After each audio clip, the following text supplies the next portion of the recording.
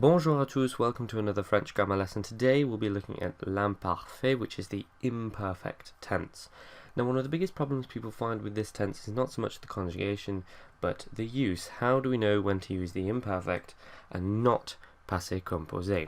Well, first of all, the imperfect is used to talk about continuous actions in the past. So passé composé is all about completed actions, but the imperfect is used when we're talking about a time when the action was still going on. In English, we can express this by saying something like, I was playing.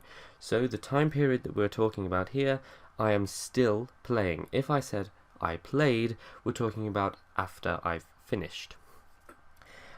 Imparfait is also used to talk about habitual actions in the past. These are things that used to happen on a regular basis. For example, I used to play. Now, on a very basic level, these are the two simplest translations for the imperfect. Was doing something or were doing something, and used to do something.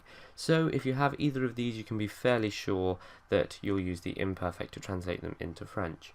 However, l'imparfait is also used to talk about actions of an unspecified duration, in which case the English translation can be something like I played. Now, of course, we can also use passé composé to translate I played. So it's often best to think about exactly what it is that you want to say rather than just translating the words, because sometimes the same words can have a different meaning. And of course, I need to stress to you that French makes no distinction between any of these meanings, so although there are three ways to express the imperfect in English, there is only one in French. So word for word translations do not work. So now let's have a look at the conjugation, which is actually fairly simple because the method that we're going to use works for both regular and irregular verbs. So here's the formula. We take the new form of the present tense, remove the ONS, and then add the imperfect ending to that. And like I said, you can do this with almost any verb. So here are the imperfect endings. Je, AIS. Tu is also AIS. Il, elle, on is AIT. Nous is IONS. Vous is IEZ. And il, elle is AIENT. And as usual, the ENT at the end of the il, elle form is not pronounced, so that ending is pronounced A, not ayant. Okay, so let's try this with a regular ER verb, jouer, which means to play. Step 1, take the new form of the present tense, that's jouant. Step 2, remove the ONS, that gives us the stem joue, and then to that we just need to add the endings. So here are our subjects, here is our stem, let's add the endings.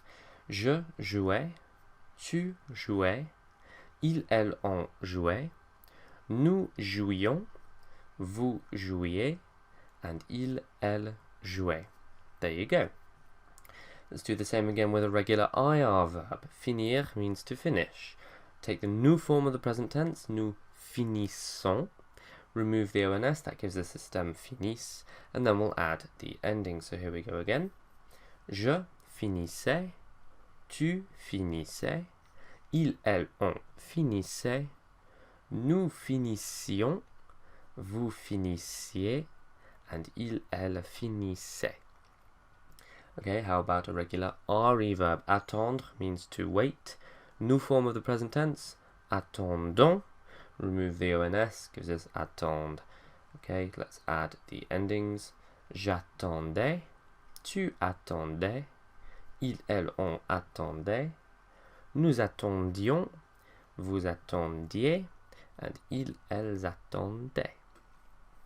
And again, the wonderful thing about this method is that it works for irregular verbs, so we can even do this with aller, which means to go and is usually irregular, but for the imperfect we just need to use the same method. New form of the present tense, allons. Remove the ONS, that gives us a stem al, to which we're going to add the endings. We have j'allais, tu allais, il, elle, on allait, nous allions, vous alliez, and il, elles allaient.